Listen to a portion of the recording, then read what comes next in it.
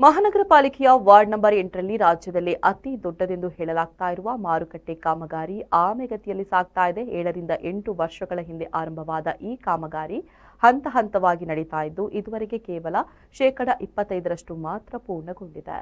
ಮಂಗಳೂರು ಮಹಾನಗರ ಪಾಲಿಕೆಯ ward number 8ರಲ್ಲಿ ರಾಜ್ಯದಲ್ಲೇ ಅತಿ ದೊಡ್ಡದೆಂದು ಹೇಳಲಾಗುತ್ತಿರುವ ಮಾರುಕಟ್ಟೆ ಕಾಮಗಾರಿ ಆಮೆಗತಿಯಲ್ಲಿ ಸಾಗುತ್ತಿದೆ.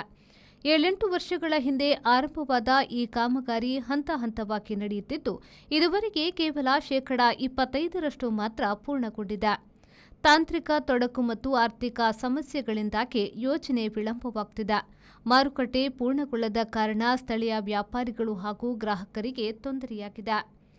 ಇದೇ ವಾರ್ಡ್ನಲ್ಲಿ ಎಂಎಸ್ಇಝೆಡ್ ವಿಶೇಷ ಆರ್ಥಿಕ ವಲಯದ ಕಾಲೋನಿ ಇದ್ದು ಇಲ್ಲಿನ ನಿವಾಸಿಗಳಿಗೆ ಇನ್ನಷ್ಟು ಮೂಲಸೌಕರ್ಯಗಳ ಅಗತ್ಯವಿದೆ.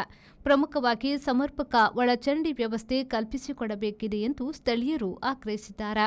ಮಾರುಕಟ್ಟೆ ಕಾಮಗಾರಿಯನ್ನ ಶೀಘ್ರ ಪೂರ್ಣಗೊಳಿಸಿ ಕಾಲೋನಿಯ ಮೂಲಸೌಕರ್ಯ ಸಮಸ್ಯೆಗಳನ್ನು ಬಗೆಹರಿಸಬೇಕು ಎಂಬುದು ವಾರ್ಡ್ನ ನಾಗರಿಕರ ಒತ್ತಾಯವಾಗಿದೆ.